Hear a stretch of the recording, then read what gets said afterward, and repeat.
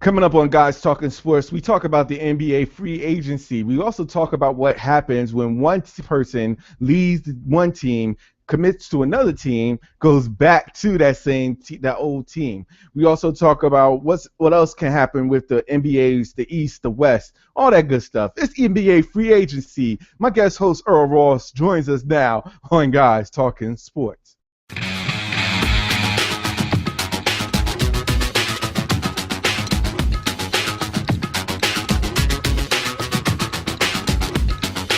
Hey, what's going on, everybody? This is Al Qualls, host of Guys Talking Sports. And again, I want to say thank you for all those that are watching right now, all those subscribers. I really do appreciate it. We really appreciate it, I should say, as Guys Talking hosts, the host here at Guys Talking Sports.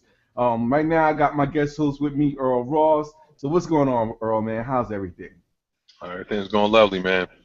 That's good to hear, man. It's good to hear. So we're gonna get right into it. I know we missed last week's. I think we did miss last week's. But we're gonna talk this week about the NBA free agency and how everything has just been up to this point.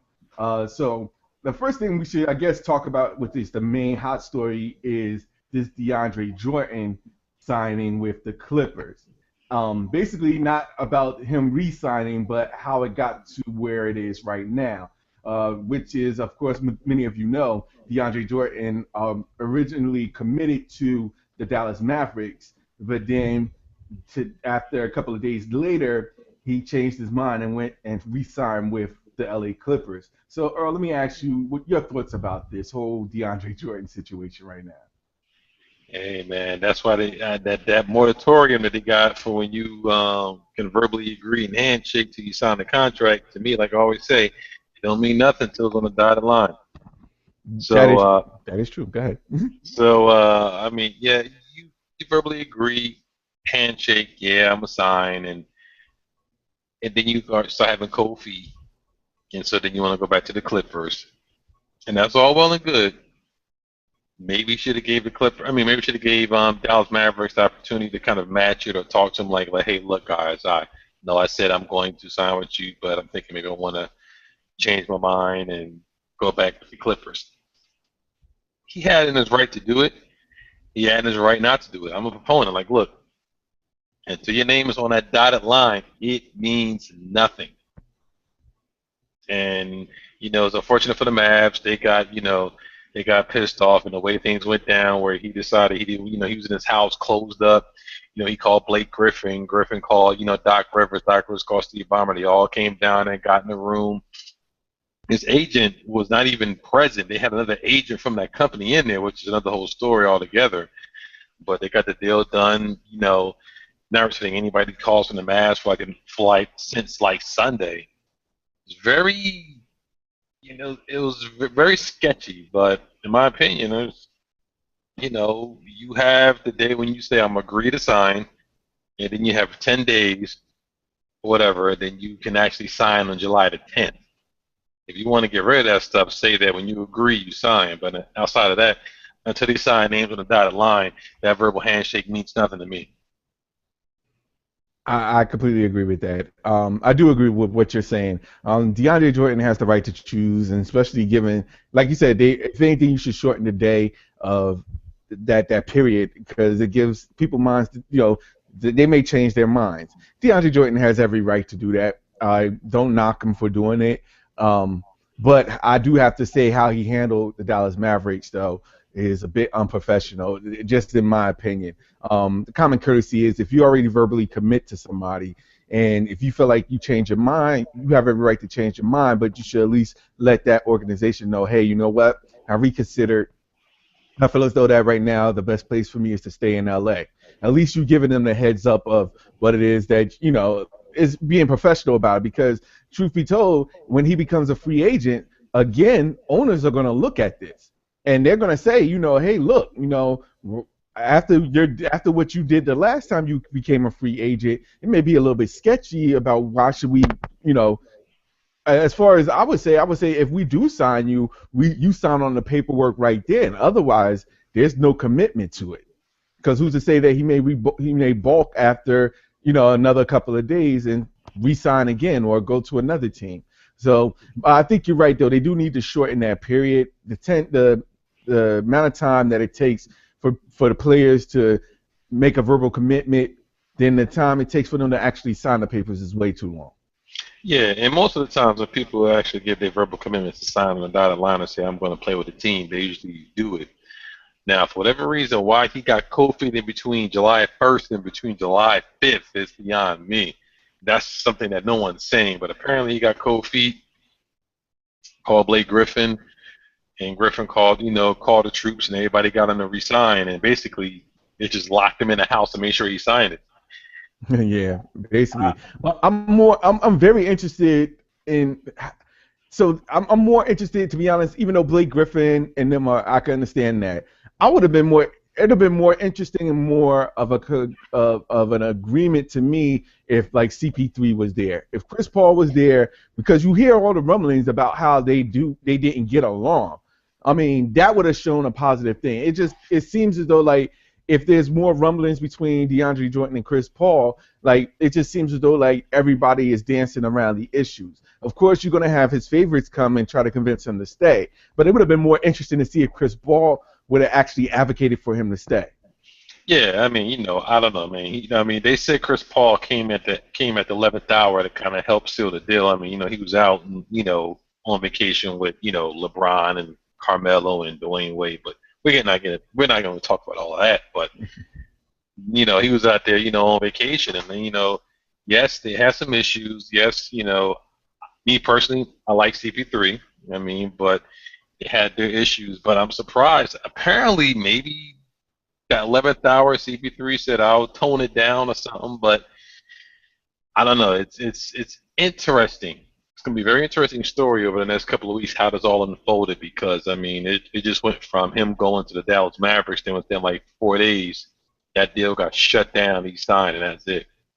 Yeah, I agree with that. I agree with that.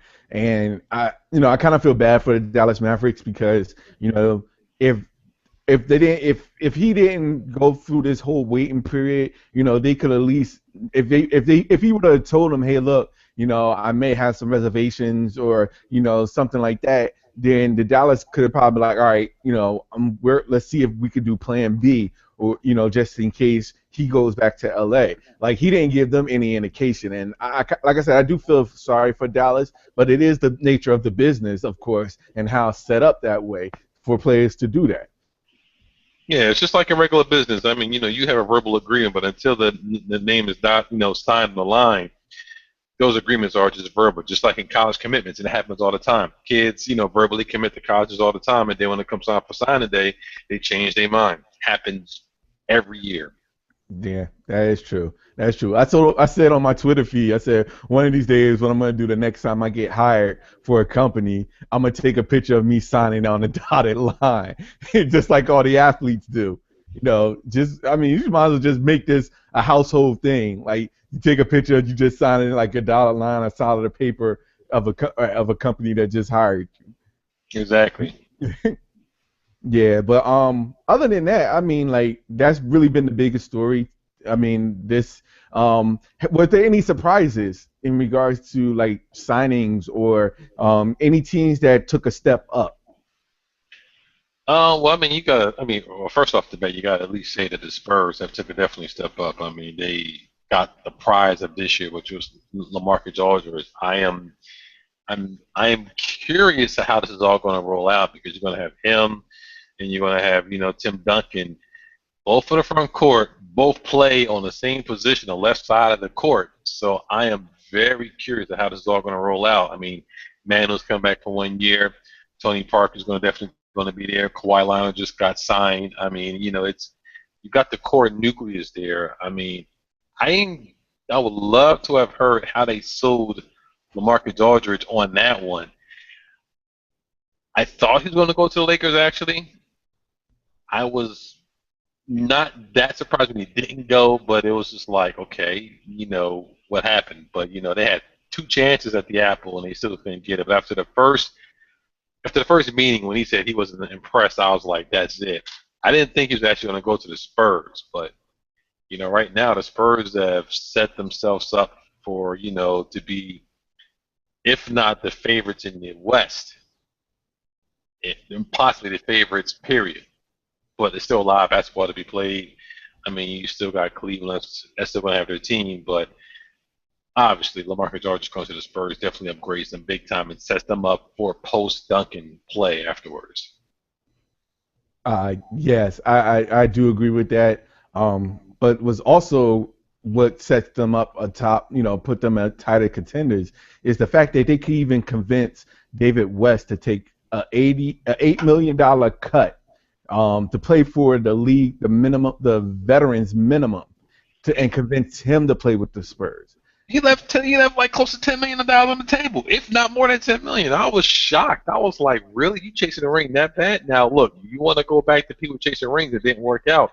We can go to Karl Malone, we can go to Gary Payton, Exactly. on to the Lakers, and they got us close to the NBA Finals, and that just went completely haywire because they Mhm. just got caught off guard by a faster team. But that's another story. But still, you want to chase the ring, you better be very damn sure that you go into a team. And he left 11 million over there at Indiana to sign for 1.5, the veterans minimum.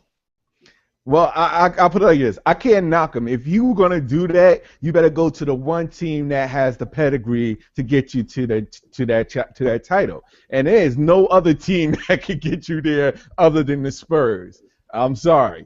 I mean, I would have thought Cleveland would have had a shot at him, but I kind of figured that they wouldn't because of San Antonio's pedigree. When he took that and went to the Spurs, I said, okay, yeah, you're right. He is really chasing after a championship. I mean, he's made the money that he's already made. He's going. I guess he's considering himself at the downhill of his career.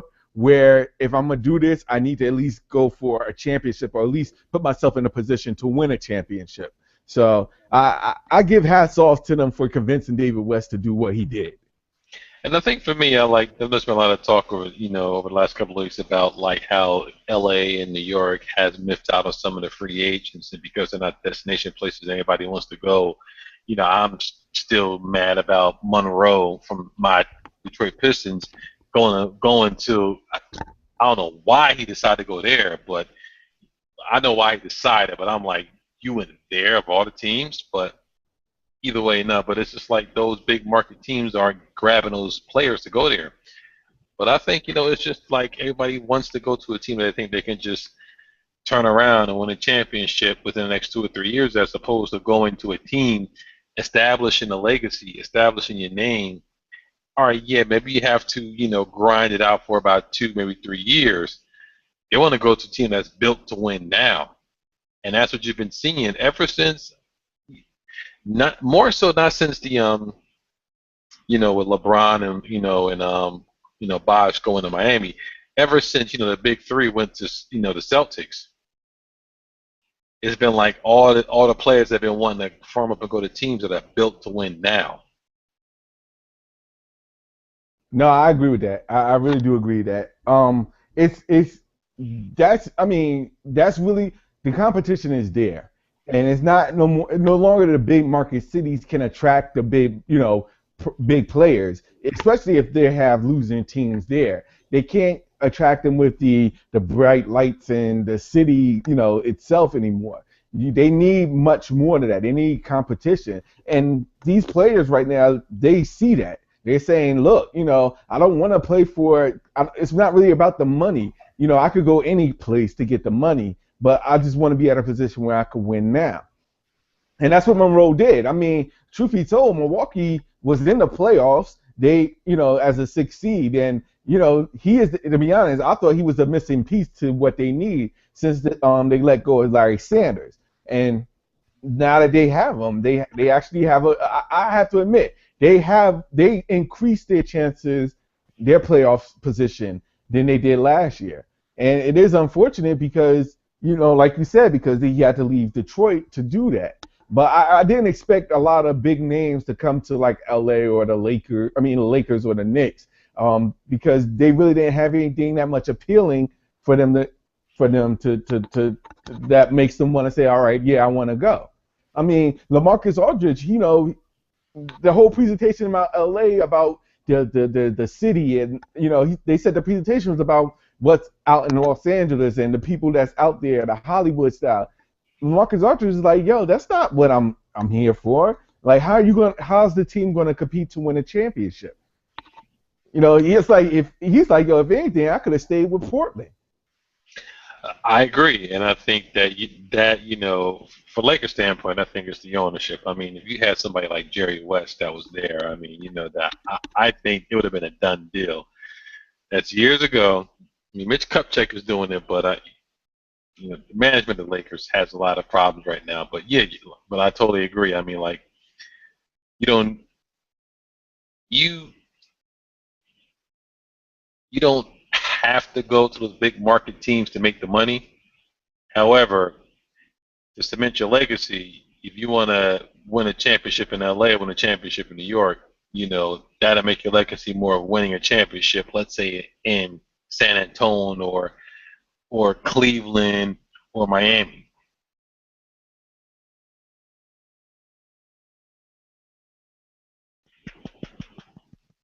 Sorry about that. It's amazing how things are with the teams are, how big the market is in regards to the smaller cities are now catching up to the big cities, and it won't be long before the big cities realize is that they're going to turn around and be the smaller markets, where they're rebuilding, where both, like LA and New York, they already know that they're in a rebuilding process. To stay relevant, though, is going to be key for them. And right now, they have to they're work in progress because they got to figure out how they're going to get these players to commit and come to them and want to play for them. Yeah, like I was arguing, like I was discussing with my coworkers. I was like, you know what, the Lakers didn't get neither the Lakers nor the Knicks got LaMarcus Aldridge. Okay, Knicks wasn't going to get it. Lakers probably might have had a more better shot, but it didn't get him. I was like, at the end of the day, I was like, maybe it's not a bad look that neither one of them got him. I was like, at this particular point, you're not going to get any free agents to come there. I mean, the Lakers may have an outside shot of maybe Kevin Durant or maybe Russell Westbrook. I think more Russell Westbrook than Kevin Durant because Westbrook is from California in the LA scene. But Well, wait, before you say that, now, I mean, that may have changed now because of D'Angelo Russell. If he plays to the potential, they don't need they don't need Westbrook to come back to LA. no, I'm not talking about the Clippers. I'm talking about the Lakers. No, that's what I'm saying. The Lakers. Oh. No, the Lakers have D'Angelo Russell now. They got the rookie. So with that second pick. So and his style is very similar to Westbrook. So in a couple of years, they probably won't even. D'Angelo Russell may be a primetime player where he has the same similar style as Russell Westbrook. So Good point. But what I was saying is that maybe it's time for the Lakers. They're going to have to start rebuilding from scratch and build a team and not have to worry about trying to win now, but just build a team that can last. I mean, you might have to be like the Spurs. The Spurs had a team that competed for the last decade, not because they brought free agents from all over the place, because they got a good core team, drafted well, built a good nucleus, and it just grew. I mean, like, do you want to be like the Miami Heat that'll win for 2 and they'll be good for 3 years, or do you want to be like the Spurs who are going to win for 10 years? no, I agree with that. That is true, and I think that I guess the big cities have to understand that they also have to take a step back and start rebuilding, from the ground up. And I don't think fans in both cities is going to wait that long. I mean, especially when you have you have rival teams in the same city in the same area code, with the Clippers for the Lakers and you have the Nets for the Knicks. True. I think neither one of them to worry about neither one of them. Well, the Knicks more so about the Nets than the Lakers about the Clippers, because the Clippers had their shot and they just they messed that up this past year. But hold on now they got Paul Pierce, so they do have a closer. So I mean, this is going to be a very interesting team. I mean, because they just brought back like you said, they just brought back DeAndre Jordan, and you add Paul Pierce to the mix now with Doc Rivers. That's going to be their missing element that they need. Paul Pierce. Well, no, but I'm saying he helped. You saw how he helped the Wizards, and if it wasn't for that John Wall injury, who knows what the Wizards would have done in the Eastern playoffs? Well, because it was John Wall, not Paul Pierce. I mean, I totally agree with you on that one. If Paul Pierce doesn't got hurt, the Atlanta Hawks doesn't make the the Eastern Conference Finals. Exactly, and it would have been that would have been an actual Eastern Conference Finals between the Wizards and the Cavs. So, like I said, this season, it hasn't been significant changes, but it was enough, especially in the West. And again, I have to say this: the West is always either improving or they switching around. I haven't really seen anything the East have done to make significant improvements. The only team that I could actually say that made a good step would be, if anything, I can't even name one. Maybe besides Milwaukee, of course. I'll give Milwaukee their due.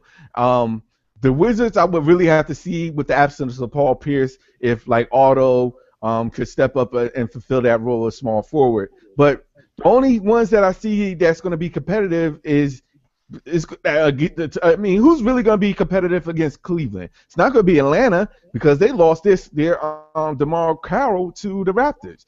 If anything, I would say the Raptors made great improvements. I would say Milwaukee, of course. The Wizards are still at where they are. I think Chicago may have taken a step back. All depends on how their Rose plays, of course, and Jakeem Noah. Miami's improved. I mean, really, other than that, I don't see what other teams that took major steps to improve. No, and I'll say Cleveland got in my opinion a mulligan because once Devin George got hurt in the finals and then Roy Hibbert was like a no-show, then I think that the Cleveland Cavaliers had a not an easy path, but they had a very less hard path than anybody else to get to the Eastern Conference Finals. Yeah. If they come back, but you lose Roy Hibbert, you lose David West. I mean, I don't see it. The Pacers were supposed to be built to contend with against anybody in the East for the next couple of years. Yeah, and they couldn't, they lost their whole front court. That's what's they lost their front court. So it'd be interesting to see how they what they do in regards to that situation because if they would have kept David West and Roy Hibbert, if you add Monte Ellis to their team, I would say they would be right back in the picture. Yeah. But now that the front court is gone, the question is now what are they going to do? I would have definitely easily would have put them in contention with Cleveland if they kept both West and Hibbert. I agree. That's why I think that LeBron James never wanted to have any parts of the NBA West. He wanted to stay right in the East. Much easier to get to the finals and then go over there to the West. It is. And that's what I was just saying, and I was saying this before when the offseason was about to start. I said I would like to see a shift where, teams from the East improve. I mean, yes, they improve, but not as much where I could honestly say that they would actually give Cleveland a run. No, I mean, no one's right now, in my opinion, giving them a run in the East. I mean, even with the additions you have on some teams, it was more so additions on the West. Yes. Than the East. The East hasn't done much at all, collectively. So they got a lot of people going from the East to the West. Yes. Yes. Yes. I agree. With that. Which is weird because if I'm a player, the first thing I'm thinking is that, look, all right, I know for a fact that my main competition to reaching the NBA Finals would be LeBron and Cleveland. I would rather face one team than to face a couple of teams in the playoffs that has a shot of beating me. Like, I just never really fathomed that, I guess. But I guess that's something we'll see in the off season, and I'm pretty sure there's going to be more trades and more, off season. Acquisitions in the process. It's going to be very interesting to see how this plays out. I think I'm gonna get a lot more. There was some movement now, but I think I'm gonna get some serious movement come next year because, you're gonna have the new NBA contract with ESPN is going to go up. Salary cap is going to go up. LeBron James just had a 2-year contract with 1 year where he's getting 23 mil. I mean, you're going to have Kevin Durant that's going to be on the block and a couple of others. I mean, Westbrook is going to be a year away, but you have to wonder whether or not you're going to be able to keep him or you're going to do a sign and trade. Kobe is going to be probably, at this particular point, not come back for a third season. Why would he? Because there's nobody on that team really, unless they do really, really well and make the playoffs. But I suppose he's going to probably play out his last contract around the Lakers. I would let him play out his last contract. But you have a lot more money, a lot more cap, and it's going to be very interesting to see how these players really react. I mean, I was surprised that LaMarcus Aldridge and all these guys signed long contracts like they did, knowing you're going to have this new NBA contract with ESPN coming in, bigger salary cap, a lot more money to be had. But if I'm Dwayne Wade, if I'm LeBron James, most of LeBron James, he's sitting pretty. Yeah, All the pressure for LeBron James is put on the Cleveland Cavaliers to put a good team around them to go. yeah, and he set it himself up perfectly because he just signed a 2-year deal with a player option after this year. So he he set him up perfectly, and he's pretty much the only person that could do that at this point. But I think that's something that we're gonna have to continue to see. Also, the summer leagues that's coming out. I mean, that's being played out right now. There's a lot of it's a lot of off-season acquisitions and a lot off-season things for owners to do and accomplish before the beginning of preseason. I know that we said we was going to cut things short, but real quick, let me get your take on the JPP situation with the New York Giants, please.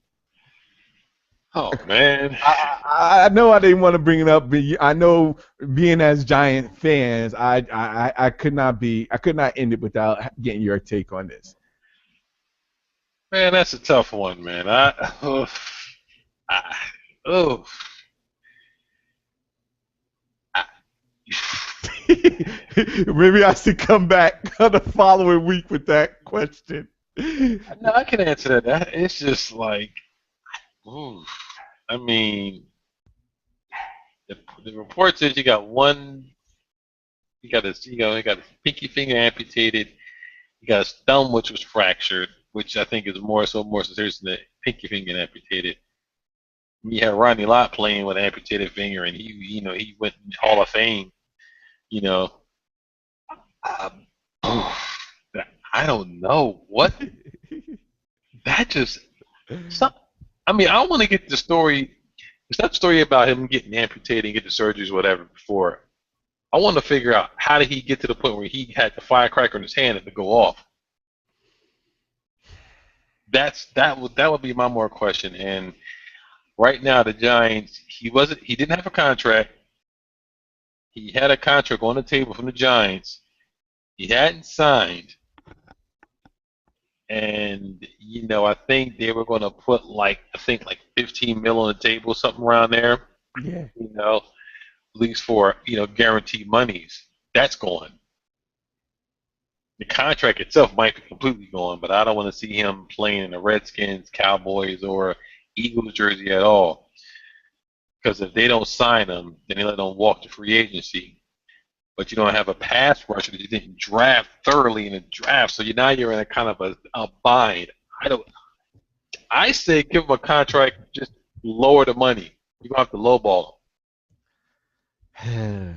I don't like it. I'm very upset with JP right now. I'm like, really, dude? I'm like, who puts a firecracker in the hand? There's got to be a legitimate reason for you to have a firecracker in your hand to jack off your finger. Well, you ain't jacking off anything, but to jack off your finger and to jack off your thumb. Okay. Okay. It's Okay. very depressing as a Giants fan right now. I I sat down at my desk and just I put my head down when I saw all this stuff coming out. And I sat at my desk for roughly about 5 minutes to try to assess the situation. I would definitely like to know more about the situation, but based on what I've heard so far, I do have to say, JPP, I'm very disappointed in you. And I'm trying to say this with a straight face because truth be told, this is not like one of those freak. It's not a freak accident. Like this is something that you know that you're not supposed to do, but yet people still do it. I get that. You should just be more careful. You're a football player that makes millions, and I would have had somebody else held do it for me. You know what I'm saying? Like stuff like this, especially at the height of you about to sign a contract. Like it could not have been the worst situation. And truth be told, I do feel sorry for you because you had to get your finger amputated, and that's crazy. But I I I I feel sorry, but then again, I don't feel sorry. It's like you know something that you tell your kids don't touch the stove because it's hot, and they touch it anyway. And they cry and everything, but you like, see, I told you. Like Now it's like you one of know. those. Yeah, like now Like that's why fireworks is illegal. And if anything, you have millions of dollars. Somebody else could have held it. That's all I'm saying. Um, I do wish you well in regards to your recovery. But you said I mean, as a Giants fan, like I'm like dumbfounded right now. Like I don't even know what to say. Like it's We just all, and we all. the officials not letting the Giants officials come in to to evaluate your condition. I mean, that's kind of you being shady about that. Like if you might as well just be open. You might as well be honest. Like, look, I made a dumb move. Now I got my finger amputated. You know, I had to bite the bullet and take a L on this.